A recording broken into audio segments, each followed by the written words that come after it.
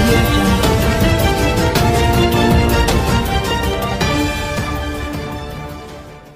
నేను అనేది ఇవన్నీ ఏంటంటే మీరు కొంచెం ఈ జనరేషన్ దయచేసి మేల్కోండి, ఆలోచించండి. బ్లైండ్గా ఏమి చేయొద్దు. నేను లెక్కలు వేసుకొని రాలేదు పాలిటిక్స్కి, చాలా బాధ్యతతో వచ్చాను పాలిటిక్స్కి, చాలా బాధ్యతతో వచ్చాను. నేను ఎవరిని నమ్మించో, నాకు అలాంటి అధికారం కూడా నాకు వద్దు. అలాంటి అధికారం, నేను సామాజిక మార్పు కోరుకున్నాను. అలాగే ఇప్పుడు జిఎస్టీ గురించి మీరు చెప్తుంటే నాకు అనిపించింది, మన చేనేత కార్మికులకు సంబంధించి మాట్లాడేవాళ్ళు ఎవరు లేరు. ఈ జిఎస్టీ ఇక్కడ కూర్చోబెట్టి నాకు తెలుసు ఆ జిఎస్టీ సమస్య ఎలా ఉంటుందో. ఆల్రెడీ కష్టపడి అన్నీ తీసుకొచ్చిన తర్వాత మళ్ళీ దానికి దారానికి దానికి దారం పైన కూడా మీరు జిఎస్టీ పెడితే అక్కడ నాకు పెద్ద ఫ్యాక్టరీ కాదు, అది పెద్ద మన ఫ్యాషన్ ఇండస్ట్రీ కాదు.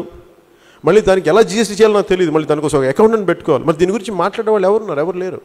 నేను అడిగాను చాలామంది పెద్ద స్థాయి ఐఏఎస్లను వాళ్ళని అడిగితే అయిపోయింది సార్, చాలా బాగుంటుంది, మంచిది అంటారు తప్ప దాని మీద లోతుల్లోకి వెళ్తే ఇప్పుడు నాకు ఇలా వచ్చి తిరుగుతుంటే నాకు కష్టాలు తెలుస్తాయి. దిస్ ఇస్ వాట్ నాకు షెగ్వేరా నేర్పించింది. నాకు ఇదే నువ్వు వెళ్ళి మనుషుల దగ్గరికి వెళ్ళు. గాంధీజీ ఎందుకు సౌత్ ఆఫ్రికా నుంచి వచ్చి మొత్తం దేశం తిరిగాడంటే నువ్వు ఇల్లు మనుషులతో మమేకం తెలుస్తాయి. ఆ మట్టి పీల్చు, ఆ వాసన తీసుకో. అలాగే నేను మొన్న కర్నూలు వెళ్ళాను, చనిపోయింది ఎవరు? మన సమస్య కూడా ఎక్కడ వస్తుంటే నేను ప్రతి సమస్యని కులాల మధ్య గొడవగా కూడా చిత్రీకరించేయగలను. నాకు ఆ శక్తి ఉంది, నేను వాడను ఆ శక్తిని. ఎందుకంటే అందరు చేసేది అది. నేను దాన్ని ఎలా చేస్తానంటే అక్కడ నలిగిపోతుంది, పని చేస్తుంది. అందరూ బీసీలు ఎంబీసీలు, అక్కడ చచ్చిపోయింది అందరూ బీసీలు ఎంబీసీలు. మన రాష్ట్రానికి చెందిన వాళ్ళు కాకపోవచ్చు, వేరే రాష్ట్రం చెందిన వాళ్ళు. కానీ నేను వెళ్ళి మాట్లాడి గొడవ చేస్తే తప్ప రాష్ట్ర ప్రభుత్వం కదలలేదు. అప్పుడు కానీ వాళ్ళు అరెస్ట్ చేయలేదు. అరెస్ట్ చేసింది కూడా ఎంతవరకు నాకు డౌటే. ఏముంది, బెయిల్ తీసుకుని వచ్చేస్తారు. కానీ సమస్య అంతా ఏంటంటే ప్రభుత్వాలను ఏమి చేయనివ్వక్కర్లా. అన్నీ చాలా అద్భుతమైన రాజ్యాంగం మంది, అంత అద్భుతమైన రాజ్యాంగం. రాజ్యాంగ రథసారథి అంబేద్కర్ గారు చేసింది రాజ్యాంగం, మన ఆయన నిర్మాత, ఆయన చేసింది చాలా అద్భుతమైన రాజ్యాంగం ఇది. మనం ఏం చేయక్కర్లా. రాజ్యాంగంలో ఏమున్నాయో అవి పాటిస్తే చాలు. అవి పాటించగలిగితే మన శాసనసభ్యులు చాలు, చాలా అద్భుతాలు జరుగుతాయి. అవి చేయరు, అది మన సమస్య. అందుకే నేను కోరుకునేది మీ అందరికీ అండగా నేను మొత్తం బీసీలందరికీ నేను ఇవ్వగలను. కానీ మరి స్థానికంగా ఐక్యత లేని కాడికి నేను ఒక బీసీ వ్యక్తికి ఇచ్చిన, నేను మొత్తానికి జనాభా ప్రాతిపాదిక మీద నేను మనకు పార్లమెంట్ సభ్యులు కావచ్చు, శాసనసభ ఇచ్చినా కానీ అది గెలవగలిగే స్థితిలో ఉండాలి.